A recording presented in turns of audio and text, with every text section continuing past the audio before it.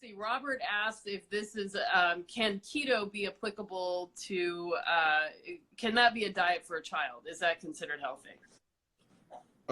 Yeah, I think so. I mean, what I've read is that pretty much every human is born in a state of ketosis already. Like we're born in nutritional ketosis. A mother's breast milk, if I'm correct, is at least 60 to 70% saturated fat. So we're And meant medium chain fatty acids. So yeah. exactly. So we're meant to operate in ketosis. So yeah, I think a kid would actually do very well on keto. Carnivore, I'm not too confident about it, just considering their microbiome. And later on in life, they're going to want to try different foods, and I don't know how they're going to respond to that if the microbiome is only used to eating beef, salt, and water, or pork, salt, and water. But as for keto, I highly recommend it. It's way better than eating these garbage cereals that they're selling to kids, you know, Rice Krispies and Raisin Bran and all this nonsense that kids should not be eating.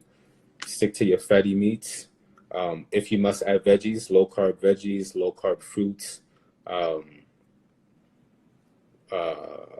high fat desserts. You know, there's keto ice creams that kids can have. Yeah, I definitely think kids can thrive on keto for sure.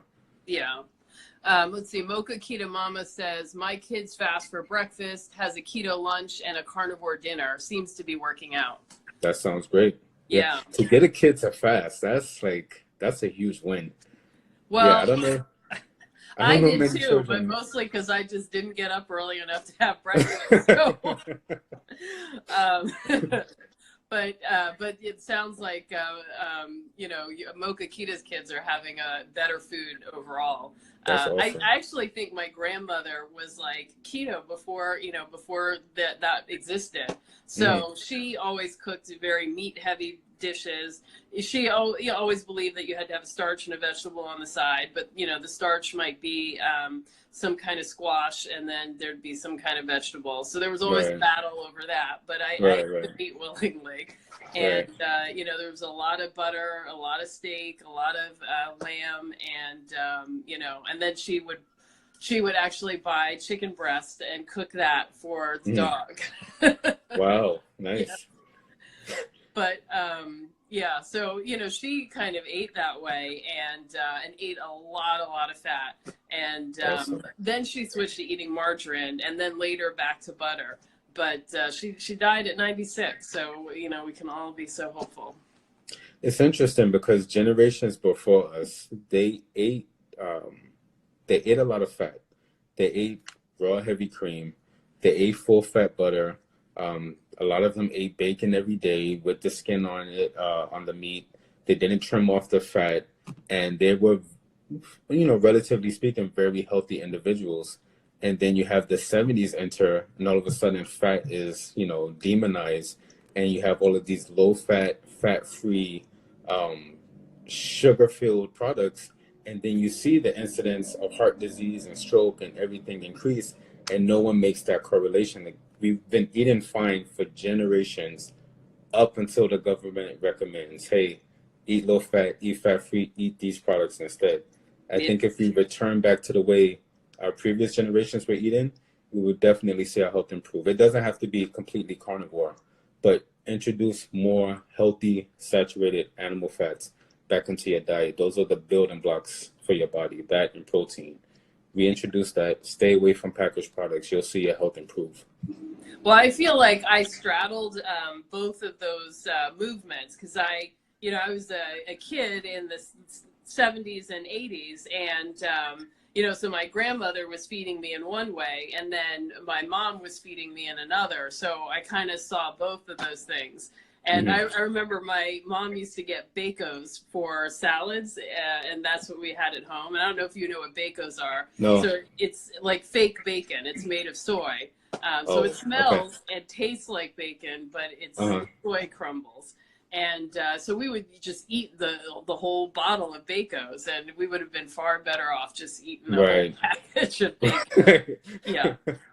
Right. So, And let's see, Robert asked again whether, well, he was referring to preteens and older kids. So yeah, there's lots of carnivores that are weaning their kids onto meat. Older kids also do eat this way. So, you know, parents kind of have to be on board, because it's kind of a big decision for a kid to go carnivore, and it is a big change in terms of how you're eating. But certainly keto, I mean, it's getting much more popular, and there's a lot of in terms of what I look at online and in social media, there seems to be like tons of parents that are feeding their kids this way. Absolutely. So, yeah. And a lot of parents are using it to treat illnesses such as like epilepsy, epilepsy, mood disorders like bipolar. A lot of people are using it to reverse symptoms of autism.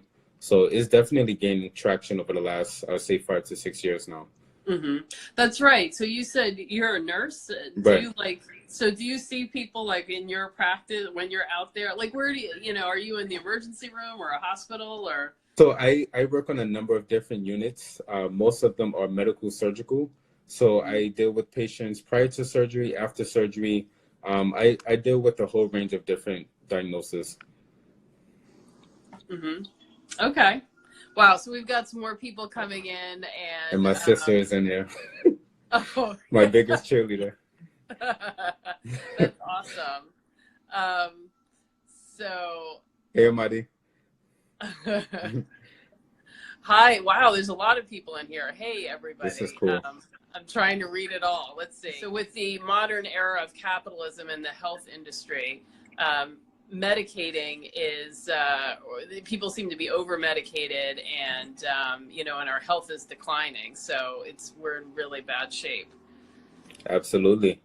The healthcare system that we have now it's controversial to say, but it's not designed to prevent disease. It's designed to manage the symptoms of disease.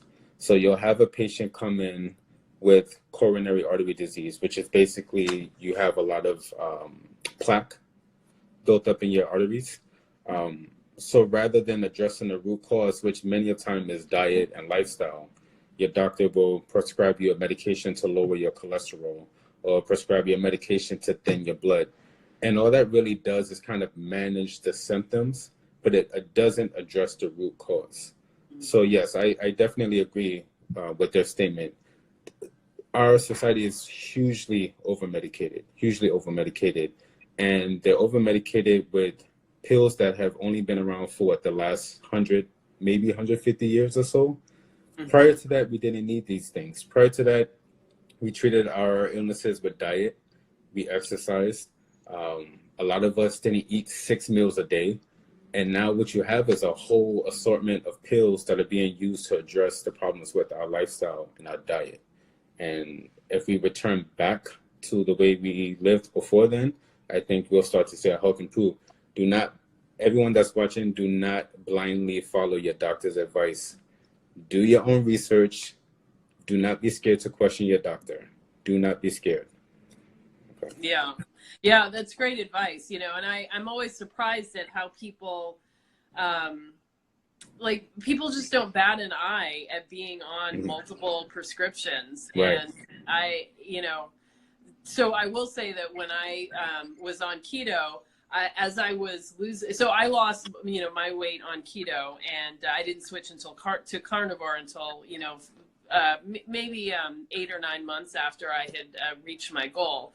So, but when I was losing on keto, I had lost maybe about 65 pounds, and I went to the doctor, and my cholesterol and everything was checked. And of course my cholesterol was high. So my doctor, to her credit, was kind of open. And so she was kind of like, well, I should give you a prescription, but why don't you finish losing weight, and then, once you're stable for a little while with your weight, we will, come back and talk about it again. But most other people will be like, okay, I'll take my hypertension drug and my drug and that drug, and it's just the way it is, and I refuse to accept that.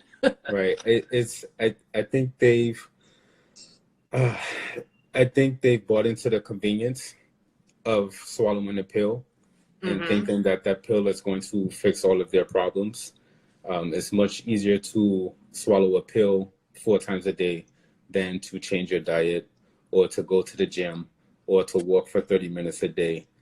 So I think a lot of people have been sold on the convenience and the miracle that is modern medicine. But I think people really need to start educating themselves. And I think they are. We have, wide access to the internet now. A lot of people are finding out things that are contrary to what the doctor have been recommending them. So I think the trend is moving in the right direction. Yeah. Yeah.